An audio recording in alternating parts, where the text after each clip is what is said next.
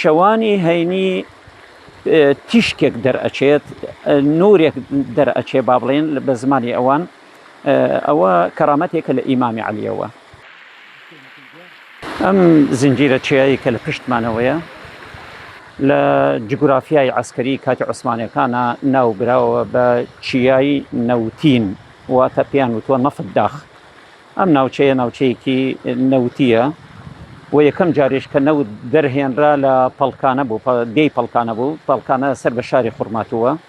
ئەم گومەزی ئیمامی عەلی و هەروەها شاخەکە برایانی تورکمانی شیعە پێی ئەڵێن مورسا عەلی یا پێی ئەڵێن زنجیرە چیای ئیمامی عەلی. لە جغرافیای وەکو باسیشم کرد لە جغرافیای تورکەکانەوە هاتووە، پێیان وتە چیای نەوتین، نەفت داغیان پێوتووە.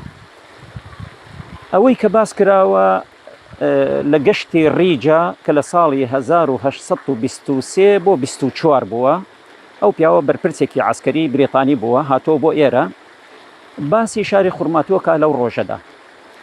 ئەڵێ لێرە با بڵێن خورافیاتێک هەیە، ئەڵێن لە چیای ئیمام عەلی لەو شوێنەی کە گومەزەکەی لێیە شەوانی هەینی تیشکێک دەرئەچێت، نورێک دەرئەچێ با بڵێن بە زمانی ئەوان، ئەوە کەرامەتێکە لە ئیمامی عەلیەوە.